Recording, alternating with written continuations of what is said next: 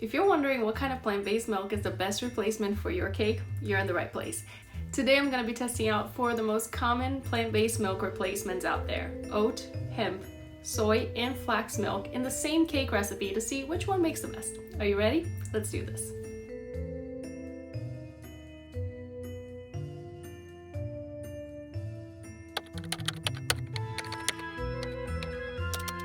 Hi everyone, welcome back to the channel, and if this is your first time here, hi, I'm Natalia Lima, owner and founder of Curious Cat Bakery.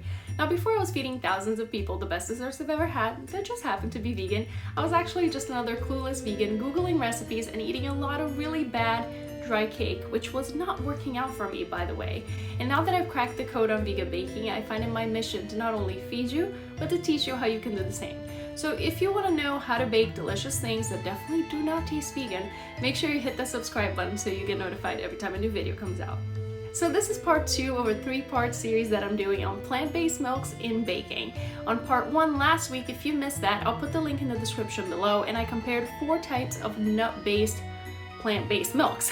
So almond, macadamia, cashew, and hazelnut, and we got to the bottom of which one was best in that category. Today we're exploring another type of category. We're doing soy, which is a very popular, oat, flax, and hemp, which are not so popular but also can be used for baking. And then finally, on part 3 next week, I'm going to be comparing homemade almond milk with the store-bought version to see which one is best. So it's a lot of milk, it's a lot of cake, but we're getting to the bottom of this. Finally, there will be an answer to which plant-based milk is best for baking. And if I have to eat all the cake in the process to get to that answer, I will. Now let's do soy milk first. This is unflavored and unsweetened soy milk. And most people, when they first go vegan, soy milk might be the place where they start. Now let's get to the oat milk. Now, when I polled you guys on Instagram, oat milk was the all-time favorite. I actually got some heat in the last video because I only tested the sweetened vanilla version of oat milk, which was awful, by the way. But that was on purpose. I was trying to prove a point that sweetened plant milk is not good for baking. And I think I proved that point, by the way. Now today, we're going to have the oat milk redemption, hopefully, here. And I'm doing the unsweetened regular version of it. Now, hemp milk. I've seen hemp milk in the store 1,000 times and I never tried it, so I'm curious to see how things will turn out here. And then finally, we have the flax milk. And I've used flax seeds as an egg replacement before, but never as a milk. So let's see how this pans out, because as an egg replacer, you guys know that I'm not a huge fan. Now, cakes are in the oven and we wait. And while we wait for those cakes to bake, I want to hear from you guys. I mean, some of these milks I've never tried before, like hemp and flax milk. I've passed it in the store, I never tried it. Have you guys tried these guys before? Have you tried it in baking? Do you like them? Let me know in the comments below.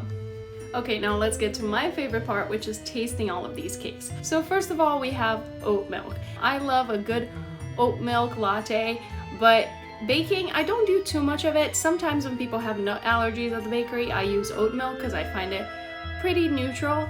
But let's see on this vanilla cake how it came out. This is the redemption of the oat milk.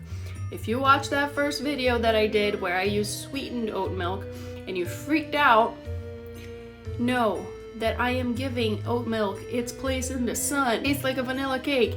It tastes neutral. It tastes great. Oat milk. 5 stars here. Oat milk has been redeemed. Next up is flax milk. Now, before, with all of these tests that I've been doing, none of the milks affected the cake structure. They had different colors and definitely different tastes, but the structure has been the same. Not so much with the flax milk. I can definitely tell that it's a little bit denser than the other cakes, which also happened when I used flax seeds for an egg replacement. So we're seeing a pattern here. It baked a little lighter, but let's see taste-wise. It's a plain vanilla cake. I can't taste anything. There's no aftertaste. There is no impact here. And even the denseness that denseness, that's not a word.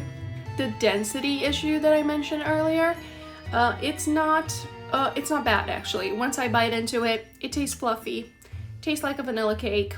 Would not be able to tell a difference between this and the oat milk. So we have soy milk.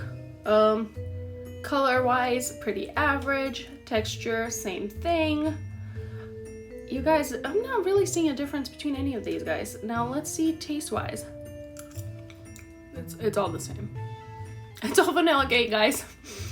No difference at all. I don't see any difference in taste from that and the other two. It could have all been the same cake and I would never know it. It all tastes the same. It all feels the same. And finally, we have the hemp milk. Once again, a little bit of a difference on the actual structure of the cake. You can tell that it's a little bit flatter than the others. So it didn't rise as much and it baked a little lighter than everybody else. But let's see, taste-wise, I've never tasted hemp milk, so this is exciting.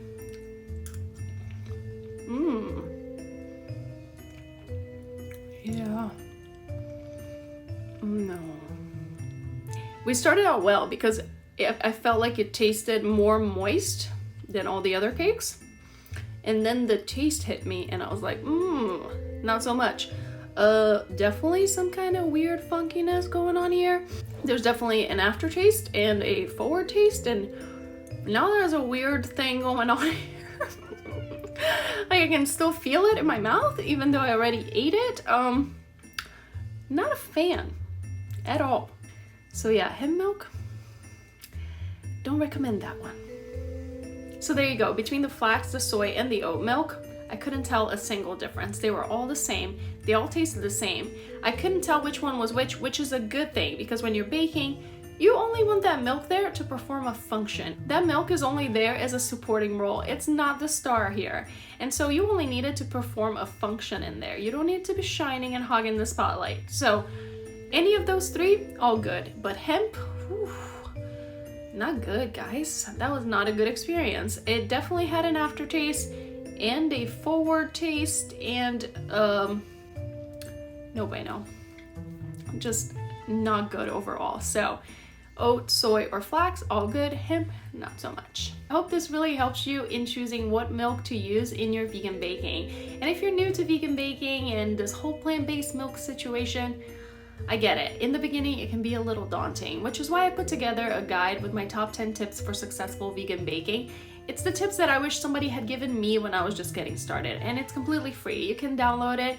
I'll put the link in the description below. You go in there, you put in your email address, it gets delivered straight to your inbox. If you like this video, make sure you give it a thumbs up and subscribe to the channel. I will see you guys here next Tuesday at 11 a.m. with a new video. Until then, you might want to check out part 1 of this series where I did the same experiment but with nut-based milks like almond and macadamia, or in this video where I checked out some other common plant-based milks, including coconut milk. I'll see you guys here next week for that homemade versus store-bought comparison. And until then, stay curious.